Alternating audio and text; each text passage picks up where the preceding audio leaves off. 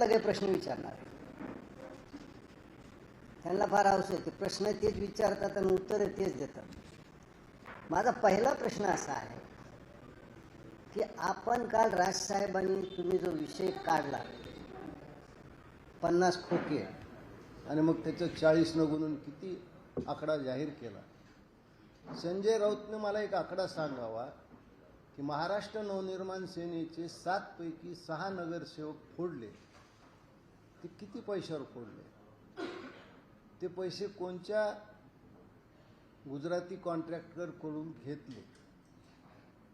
हे संजय राऊतनं मला थोडं जाहीर केलं तर बरं होईल. त्याहीपेक्षा महत्त्वाचा प्रश्न असा आहे की 2019ला महायुतीमध्ये निवडणुका लढवून उद्धव ठाकरेला बाहेर काढून काँग्रेसच्या आणि राष्ट्रवादीच्या दारात बांधण्यासाठी संजय राऊतनं किती दलाली घेतली, किती दलाली घेतली हा शब्द वापरतोय मी. ते संजय राऊतने एकदा स्पष्ट करावं. आणि ती कोण महिला आहे ज्यांनी संजय राऊतची कॉलर धरली होती? ती कोण महिला आहे? आणि संजय राऊत मला वाटतं गेली 25 वर्ष राज्यसभेवर आहेत. त्यांनी 5 कामं मला अशी दाखवली जी त्यांनी मराठी माणसासाठी म्हणून केलेली आहेत. 5 कामं. किंवा असा एखादा अराजकीय ठराव त्यांनी राज्यसभेत मांडला आणि त्याच्यावर त्यांनी त्यांचे विचार व्यक्त केले. संजय राऊत हा खासदारच्या रूपात दिल्लीच्या वर्तुळात वावरणारा एक दलाल यापेक्षा त्याची कुठेही प्रतिमा नाही. ज्या शिंदे साहेबावर तो आरोप करतो आहे, मी एक छोटंसं उदाहरण आपल्याला सांगतो, याहून तुम्ही शिंदे साहेबांचा स्वभाव कसा आहे तुमच्या लक्षात येईल. उद्धवजी मुख्यमंत्री व्हावे म्हणून मी ज्या जिल्ह्यातून आलो त्या बीड जिल्ह्यातील चिंतामण रुईकर नावाचा एक तरुण बीडहून तिरुपती बालाजीला पायी चालला होता. बीडहून तिरुपती बालाजी साधारण 1200 किलोमीटर आहे. आणि कर्नाटकामध्ये गेल्यावर रायचूर ठिकाणी त्याचं दुःखद निधन झालं.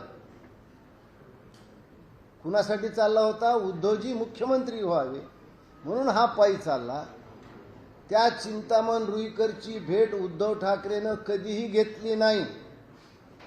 पण त्या चिंतामण रुईकरच्या अनाथ मुलांना आणि त्याच्या विधवा पत्नीला 4 खोल्याचं घर बांधून दिलं ते केवळ एकनाथ शिंदे यांनी. हा फरक आहे.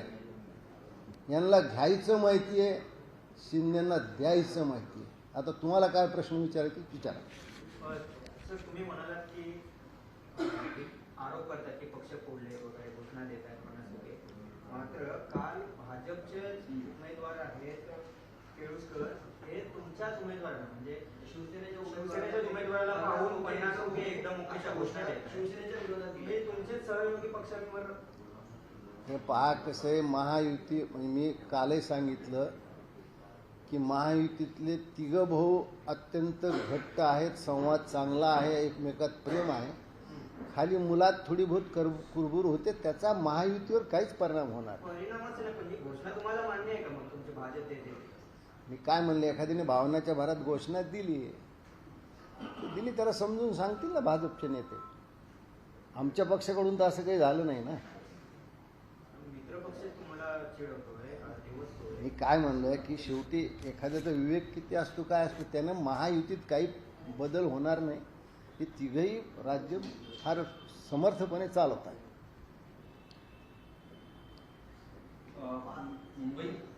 मुंबईत अशी स्थिती आहे की 4 ठिकाणी महायुतीचे उमेदवारच नाही आहेत. आणि याचा फटका म्हणजे ज्या पद्धतीनं एबी फॉर्म उशिरा देणं किंवा ज्या दिवशी शेवटची तारीख आहे त्याच्या आधी 2-3 तास देणं आणि अशा वेळेला 4 उमेदवार नसणं महायुतीचं, हा फटका नाही आहे. हे पहा, एवढा मोठा ज्यावेळेस निवडणुकीचा कार्यक्रम येतो त्यावेळेस कुठंतरी काहीतरी कमतरता राहते. पण परिणाम नाही. तिथं आम्ही पाठिंबा देऊन आमच्या मताशी लागणार आणि उमेदवार आम्ही निश्चित निवडून आणू. त्याचा काही फटका बसण्याचं काहीच कारण नाही किंवा त्याचा काही विरोधकाला फायदाही होणार नाही. त्यांनी थेट सांगितलं की गुजरातला मुंबई जोडण्याचा प्रयत्न करू ज्या प्रकारे संस्था तिकडे नेण्यात आल्या होत्या, आता तसं नाही तर थेट मुंबई सोडून गुजरातला जोडली जाईल. मला हे कळालं नाही, गेली 30 वर्ष याच गोष्टीवरती राजकारण करतात. आजपर्यंत मुंबई इथंच आहे, मुंबई कुठं तोडलेली नाही आहे. आपणच गुजरातची प्रगती बघायला गेला होतात ना. आम्ही तर काहीच पाठवलं नव्हतं तुम्हाला. तुम्ही गुजरातमध्ये काय प्रगती झाली पाहायला स्वतःच गेला होतात ना. तुमचं गुजरातचं प्रेम काय आम्हाला माहीत नाही का? प्रश्न असा आहे की मराठी माणूस किंवा मुंबई यांच्यावर त्यांचं प्रेम नाही, तर ही निवडणूक त्यांच्या अस्तित्वाची आहे. मराठी माणूस तिथंच आहे, मराठी माणसाला काहीच होणार नाही, मुंबई तिथंच राहणार आहे. आणि आपण सगळे मराठी माणसं आहोत, आपण कोण त्यांना मुंबई देणार? असा कसा प्रचार तुम्ही करताय? त्यांच्यापाशी वैचारिक मुद्दे कुठलेही राहिले नाहीत. कुठला वैचारिक मुद्दा आहे मला सांग, की जे सांगते. उद्धव ठाकरेंनी एक एसटीपी प्लॅन सुद्धा करू शकले नाहीत. सिवरेज ट्रीटमेंट प्लॅन केला नाही, सगळी घाण समुद्रात ठेवत आहे. त्यांचे आता 2 नवीन युवराज आलेत. एक तर बोलता बोलता ब्लँक होऊन जातो, दुसरा म्हणतो की दर 2 किलोमीटरवर संडास करू का बांधू, हे मी ऐकलं नाही. म्हणजे त्याचे अर्थ फार वेगळे होतात. अरे 25-30 वर्ष आले महानगरपालिका तुमच्या ताब्यात आहे, तुम्हाला वाहनाला त्यावेळेस कळालं नाही काय? मला तर ही भीती आहे की यांच्या हातात कारभार गेल्यावर उद्या शिवसेना भवनाचा मॉल होणे म्हणजे बाद झालं. तुम्ही वैचारिक मुद्दा उपस्थित केलाय. तर तुम्ही एमआयएम सोबत युती केली, राष्ट्रवादी सोबत युती केली. आता तुमच्या वैचारिक भूमिकेवर अंबादास दानवेंनी प्रश्न उपस्थित केले, जे बंड केलंय की राष्ट्रवादी सोबत गेले, हिरवी मतं किंवा मुसलमानांकडे, हे सगळं हिंदुत्ववादी विचार सोडले. आता या ठिकाणी तुम्ही काय करता? उद्धव ठाकरेंना ज्या पद्धतीने तुम्ही मुस्लिम मतदारांना टार्गेट करता, तुमच्यावर अशी काय वेळ आली की तुम्हाला एमआयएम सोबत युती करावी लागते? हे पाक तुमचं कुठंतरी थोडी गफलत होती. आम्ही निवडणुकीमध्ये राष्ट्रवादी, अजित पवार गट, भारतीय जनता पक्ष आणि शिवसेना मिळून झाले. राष्ट्रवादीनं त्यांना सोबत घेतलं, आम्ही सोबत घेतलं नाही. राहिला अंबादास दानवे यांचा प्रश्न. अंबादास दानवेला कधीपासून एमआयएमचा एवढा राग येऊ लागला? एमआयएमच्या मतावरती स्वतः विधान परिषदमध्ये आले. ज्याप्रमाणे उद्धव ठाकरेनं मुंबई महानगरपालिकेमध्ये गुजराती कॉन्ट्रॅक्टरला आणलं, तसं छत्रपती संभाजीनगरच्या महानगरपालिकेमध्ये मुसलमान कॉन्ट्रॅक्टर आणण्याचं पाप तर अंबादास दानवेनं केलं, दुसरं कोणी केलं? परळीमध्ये आम्ही त्यांच्यासोबत गेलो नाहीत. आमची युती निवडणुकीत यांच्यासोबत होती, तेवढ्या पुरतीचं. आमच्या एमआयएम सोबत जाण्याचं काय कारण आहे? दोन्ही राष्ट्रवादी उद्या एकत्र येत पुण्यामध्ये हे करतायत, जाहीरनामा प्रसिद्ध करतायत. कशा पद्धतीनं बघताय? एक राष्ट्रवादी तुमच्यासोबत आहे, दुसरी राष्ट्रवादी तुमची विरोधक म्हणून आहे. खरं या प्रश्न तुम्ही मला विचारल्यापेक्षा राष्ट्रवादीच्या कोणीतरी नेत्याला विचारायला पाहिजे होतं. त्याच्यावर मी काय उत्तर देणार? तुमचा सत्तेतला मित्र मी काय म्हणलं, महाराष्ट्रामध्ये 3 भाऊचा संवाद चांगला आहे, समर्थपणे सत्ता चालवत आहेत आणि आम्ही तेवढ्या पुरतं पाहतो. आता राष्ट्रवादीने प्रत्येक वेळा काय करावं हे आम्ही तर ठरवू शकत नाही, किंवा आम्ही काय करावं आम्ही त्यांना विचारत नाही. संजय राऊतांची आणि एकनाथ शिंदेची काल एक भेट झाली असं आपण म्हणू शकतो. त्या भेटीमध्ये संजय राऊतांनी कुठेतरी राज्याच्या उपमुख्यमंत्र्यांना इग्नोर केल्याचा प्रकार दिसून येतो. त्यांनी इग्नोर केलं म्हणून काय झालं? शिंदे साहेबांचं महत्व थोडंच कमी होणार? ते उपमुख्यमंत्री आहेत ना. आणि आमच्या मराठवाड्यात एक म्हण आहे, कम जर्फ को जब जरा और जुरू मिलती है वो नुमाइंदे बुलबुले नजर आता है. म्हणजे हलक्या माणसाला चांगली बायको आणि सोनं नाणं, म्हणजे संपत्ती मिळाल्यावर तो जरा वेड्यासारखं करतो. संजय राऊत तसं त्यांनी मी पाहिला, असा मागे हात घेतला होता. हे हलक्या माणसाची लक्षणं आहेत. शिंदेसाहेब असं कधीच वागणार नाही.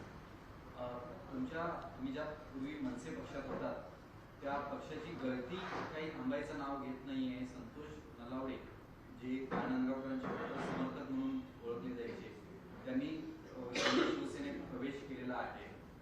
कशा पद्धतीने बघताय की अजून मनसेमधून अनेक लोक आता निघतील किंवा त्या भेटीवर उडी मारणारे अनेक लोक आहेत? कारण असं आहे की आपलं अस्तित्व टिकवण्यासाठी संदीप देशपांडे सारख्या निष्ठावानाला पायाखाली घालण्यात आलं. ज्यावेळेस राज ठाकरेच्या नाकातोंडात पाणी जाऊ लागलं, त्यावेळेस संदीपला पायाखाली घालण्यात आलं. हे लोकांना माहिती आहे ना. तुम्ही युती केली अशी मनसेच्या कार्यकर्त्यांना भावना होती की किमान आपल्याला 100-1 जागा लढवायला मिळते. प्रत्येक ठिकाणी तुम्हाला ज्या पद्धतीनं वागवण्यात आलं, हा मूळ स्वभाव उद्धव ठाकरेचा दिसून आला ना. आता कुटुंब म्हणून त्यांना त्यांचं अस्तित्व टिकवायचं. मराठी विराठी हे सब झूट आहे, हे सगळं नाटक आहे, हे ढोंग आहे, हा एक बुरखा आहे. मराठीविषयी प्रेम असलं असतं तर मला सांगा बरं, त्यांच्या काल मुलाखतीत किती इंग्रजी शब्द होते हो? मी ते काय फार मोजले नाही. स्वतःची मुलं इंग्रजी शाळेत शिकवायची. मराठीवर प्रेम हे काही जयंती आणि पुण्यतिथी साजरा करून होत नसतं. त्याच्यामुळं मराठीच्या नावाखाली यांचं अस्तित्व टिकवायचं हीच त्याच्यातली खरी अडचण.